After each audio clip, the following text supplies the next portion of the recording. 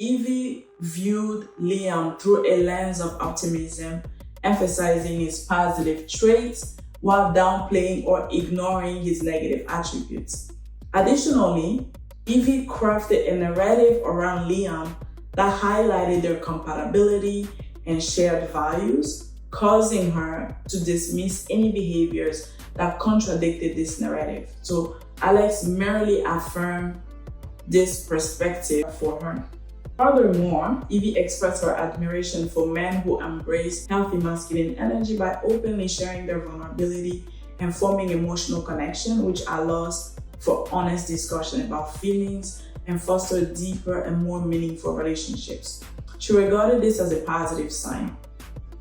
Additionally, Alex confirmed that Liam recognizes his shortcomings and is actively striving for self-improvement, stating, quote, "Nobody's perfect," right?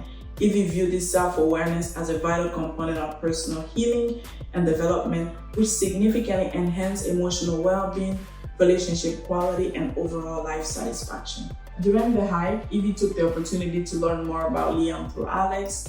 Although Liam seemed distracted, disengaged for much of the hike, Evie sensed a shift in his energy that she could not quite identify. Yet, she chose not to dwell on it. So he relished the experience of being in nature, which each step revealing stunning landscapes, invigorating moments. Upon reaching the cave, the group this is Alex, Liam, and Evie, they hesitated to explore the underground area due to the lack of preparation and proper equipment. However, the previous group invited them to join and share their headlights to illuminate the path. They summoned the courage to confront their fears and successfully navigated the cave, which installed a sense of excitement and also achievement. Before entering the cave, they changed into their bathing suit, and Evie observed that Liam had gained weight in a relatively short period of time. The changes were so apparent, and while she found it difficult to understand, she chose to disregard them. On the return journey, Liam seemed to struggle with grounding himself and lean on Evie for support. Liam remarked, as I previously mentioned, I occasionally smoke cannabis. This herb has been a loyal companion to me. Would it be acceptable for me to indulge in a few puffs? Before she could respond, he flicked a lighter, producing a new blunt. The familiar sound of the flame igniting brought a wave of anticipation.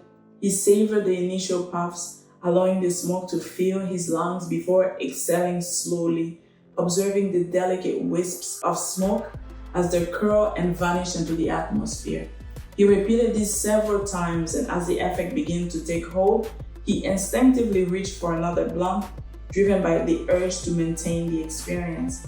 He lit it once more and inhaled deeply, feeling the familiar sensation wash over him, losing track of time and space as the rhythm of chain smoking enveloped him. He appeared that he entered a personal realm, experiencing a sense of quiet disconnection, as if he had been transported to another dimension. Evie was taken aback, witnessing Liam she had not seen before. Conversely, Alex viewed this behavior as a typical aspect of their friendship, something both had grown accustomed to.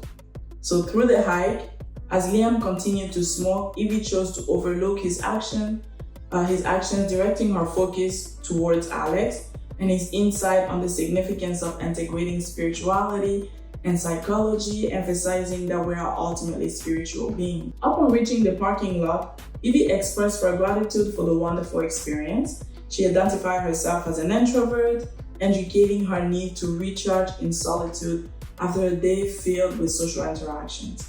Additionally, she mentioned the importance of taking time to process the events of the hike, hoping to gain a deeper understanding and clarity. Following the drop-off of Alex, Liam expressed concern by asking, "Did I do something wrong? Is everything all right?" She assumed that all was well and that she was fine, simply needing some time alone to recover from feeling drained and fatigued. Liam quickly replied, No, we need to process things together." He mentioned his intention to return home to rest, refresh himself, then invited himself to her residence, stating, "I'll bring a nice bottle of wine and prepare dinner for us. What would you like to eat, my love?" He boasted about his culinary skills, asserting that once they cohabitate, he would take charge of all cooking, future faking. As cooking is his passion, he articulated that preparing meals for others is a form of love for him, emphasizing that acts of service and nurturing through food are his means of expressing support, expressing love, affection, and also his way of emotionally connecting. He insisted on this arrangement because he did not want her to process her thoughts alone. She consented, she gave in eventually. Ivy characterized her home as a sanctuary, a secure environment where she can unwind, recharge, and be her true self. She emphasized the importance she places on her privacy and personal space, rarely inviting others into what she described as her safe haven. Furthermore, she reminded him of her reluctance to engage in sexual intimacy immediately, as they had only recently met and did not know each other well. She explained that the dynamic of sexual intimacy in the early stages of a relationship could complicate emotional connection by leading to premature emotional attachments. He assured her of his openness and willing to wait as long as you need. We will wait. So they agreed that he will arrive at around 8 p.m. Later, approximately 7 p.m., he informed her that he will be a few minutes late. However, hours passed without his arrival. At about 10:45 p.m., the doorbell rang.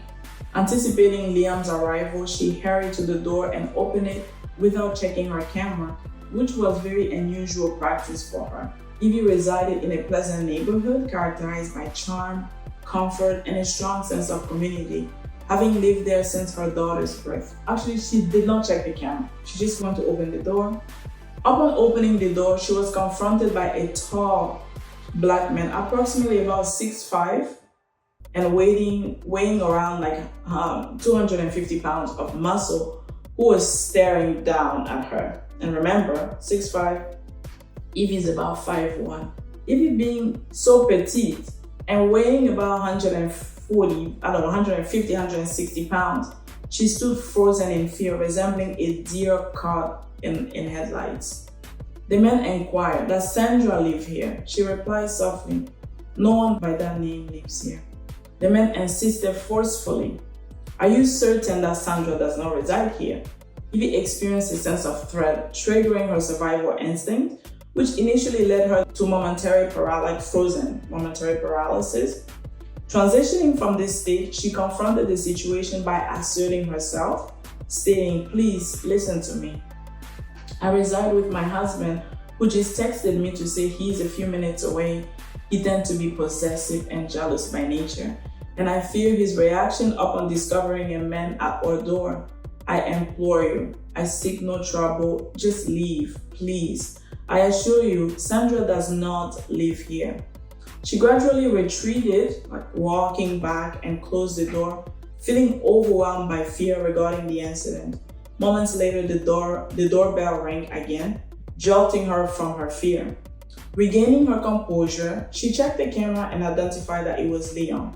She hurried to the door and opened it, revealing her visibly distressed state. Liam exclaimed, "Oh my God, is everything all right?"